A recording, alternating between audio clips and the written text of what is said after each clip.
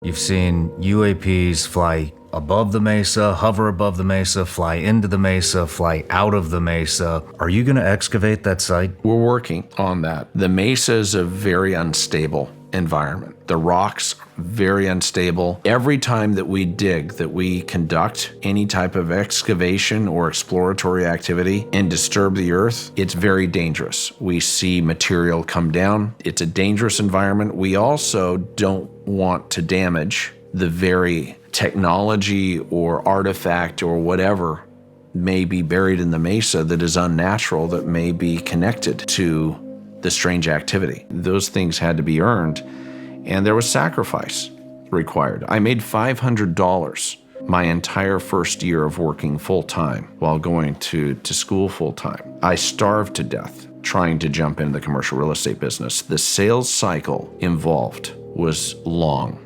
and arduous. To build a career, it takes years, and it's years of sacrifice, years of starvation, and I think all too often people underestimate what kind of sacrifice is required in order to truly succeed. In order to get extraordinary results, you have to be willing to put forth the extraordinary effort. What is the secret to success? And I think the secret to success, in many respects, is being willing to do that which most people aren't willing to do. It's sacrifice. It's being willing to persevere in the face of adversity. It came out later on the docuseries that he was on the UAP UFO task force for the Pentagon, which flew under the radar for you and the rest of your team. It was shocking.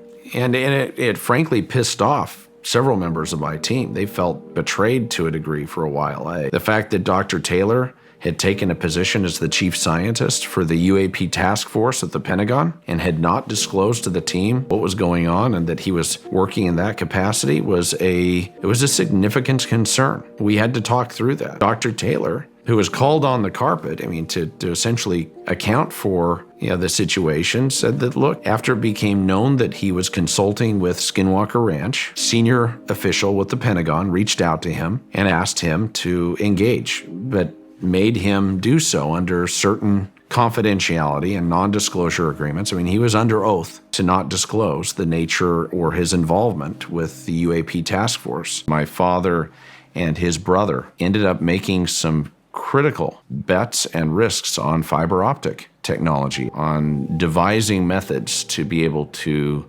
install long-haul fiber optics underground, and really took the utility construction business into the future. While it is true that our family has been very blessed, I didn't grow up with any privilege. Grew up in the same 1,800 square foot house. My dad expected that we would work construction as teenagers. And so every year I was shipped out of town to work on construction crews with a shovel in hand. And it was literally a ditch digger. But it taught me not only the value of hard work and how to work long 12 to 16-hour days, but also to appreciate people from other backgrounds. I hear Eric Bard, the physicist, start shouting down, Brandon, get up here. I look up and I yell, I said, really? To join you? He says, yes, get up here right now. He's pointing to his iPhone. So I shrug, go booking it up the face of the mesa in my dress shoes and my slacks. And as I arrive out of breath at the top of the mesa, he's sitting there looking at his phone and motions for me to watch his iPhone. We sit there in silence for minutes. Nothing's happening. I see nothing unusual. I'm like, what are you talking about? And Eric says, well, you should have seen it. My phone was malfunctioning in the most strange ways. It was turning all sorts of magenta purple color. As we're all discussing kind of the history of Skinwalker Ranch and the homesteads, we proceed to kind of get our phones out to take some pictures. I felt like it was a good photo opportunity. And lo and behold, my phone's dead. It had previously been at 80% charge. It's pretty haunting looking. We pull up around the backside of the structure. This is October 14th of 2016. And we all pile out and we all walk around the other side. And again, we're looking at the landscape and everyone's visiting and having a good experience. And after about 10 minutes, I ask, well, where's George, the big guy, the security? We all piled out of the open air Polaris UTV. No one really paid attention. I said, well, let me go try to find him. And right as I'm coming around the corner in this grass area, it was as if something cupped my ears. All of my hearing was impacted. Unidentified aerial phenomena ends up appearing, and then what happens within minutes following, the Black Hawk helicopter comes right over the mesa, descends over the property, and just hovers right over the south field. This isn't above the men. This is right there, low hover above the field south of Homestead 1 and the command center. The older I get, the most important things that we have in this world are not possessions, they're relationships and experiences. And I've been blessed with an abundance relative to the relationships and experiences. I've had the same best friend since 5th grade. One of the things that your old man used to say to you damn near every day is, what did you do today to make your country better? Yep. Have you done any good in the world today? On an almost daily basis, my father would reach out to me and ask, have you done any good? Have you done any good in the world today?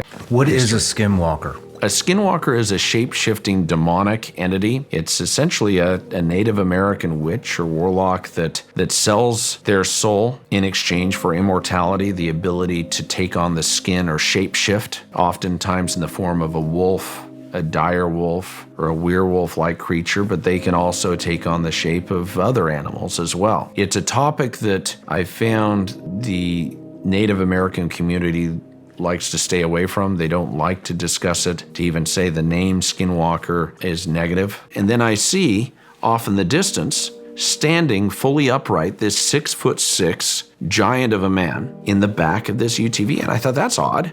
So I yell his name, George. And I can hear kind of muffled. It's almost like yelling underwater. I proceed to walk to get closer, and he's not responding. And as I near the vehicle and shout his name again, he's standing upright with his eyes closed. And right as I'm nearing the vehicle, all of the ambient noise, all of the sound comes back. As I yell his name again, his eyes fluttered open. And he looked down at me. And I said, what's going on? It was interesting. You know, a few people said, well, do you feel the ground shifting? And even Eric Bard said, yeah, I feel, you guys feeling this sensation that I'm feeling, kind of vertigo? And I was kind of across the courtyard from them, and I just smiled and said, no, I don't feel anything. And then all of a sudden, Eric says, my phone's doing it again. So I dart over to his side, and sure enough, his whole phone had turned purple, had turned this magenta purplish color, and was flashing and acting all erratically. Well, thank goodness he had the presence of mind to screen capture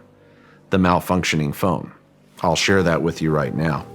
Thank you. And you can see it. Why are those things hanging from the fence line? And the security at the time looked at me with a straight face and said, look, the Native American neighbors that surround this property place these animal bladders on the fence line and bless them to keep the demonic spirits and entities inside this property and off of their property. The tribal leaders in the Uinta Basin and surrounding the property had been telling their people not to even look the way of the ranch, that they were told, don't even look the way of the property, or else you may have demonic forces, entities that would follow you. Was a huge fan of everything from Knight Rider to Battlestar Galactica to Star Wars to the A-Team, not only on a steady diet of sci-fi and adventure, but also martial arts. Chuck Norris was a hero of mine, and me and my friends would spend weekends, sleepovers, digesting every ninja and martial arts-oriented movie that you can imagine.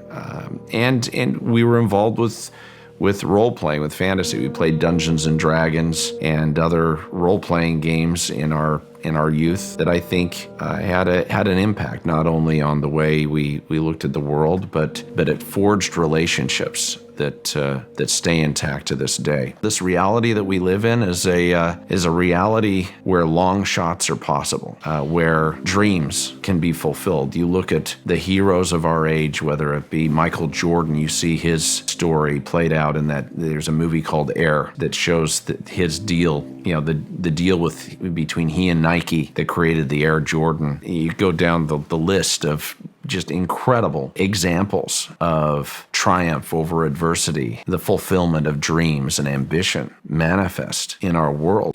Asking if I would be interested in having a discussion and a meeting with Mr. Bigelow regarding a ranch in northeastern Utah known as Skinwalker Ranch. They asked me if I'd heard of this place. I told them, yeah, I was familiar with a book that had been published, back in the mid-2000s called Hunt for the Skinwalker. But I told them, I said, that I'm a skeptic. I've never seen a UFO. You're also aware that I just concluded funding a project where we, by using scientific rigor and discipline, debunked the core claims. It has to be true. Nothing can be faked, manipulated, or contrived.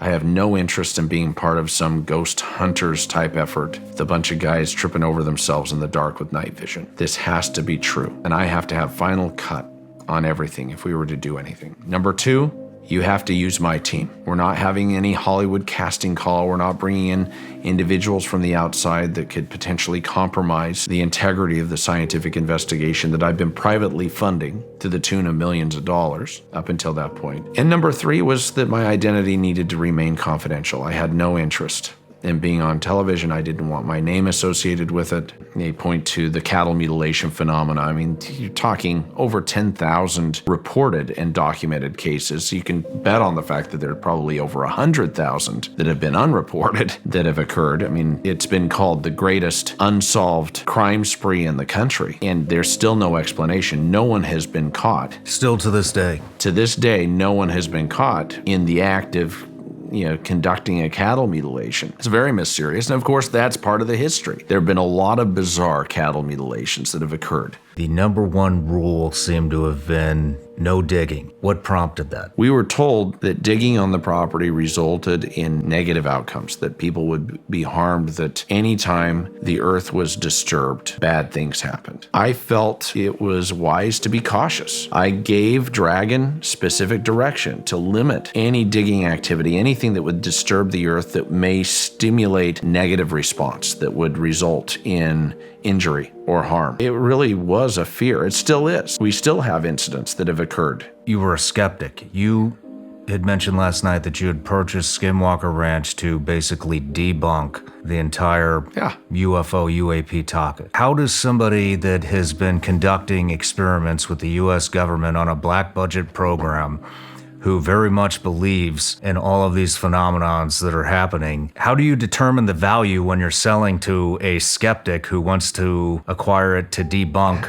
the entire operation? Bigelow Aerospace Compound, which is the closest thing to a James Bond villain lair that I've ever seen. I mean, it's an incredible facility. I mean, huge buildings that house full-size space stations and space habitats that have been designed where they're doing the materials science and the life safety testing and engineering to really position Bigelow Aerospace, at least at the time, to be the real estate development company of space. I received a call from one of my advisors saying that a certain individual, a prominent doctor out of Las Vegas, who had been working on Area 51, had been a consulting physician to Area 51, had as his number 1 request, his number 1 wish on his life bucket list to visit Skinwalker Ranch. I said, as long as they sign the confidentiality agreement and the liability waiver that I put in place, I have no problem hosting him. I also told them that there had been reports, of course, for 20 plus years that there's strange activity on the property, and that even though I hadn't witnessed anything, I told them, I said, you understand,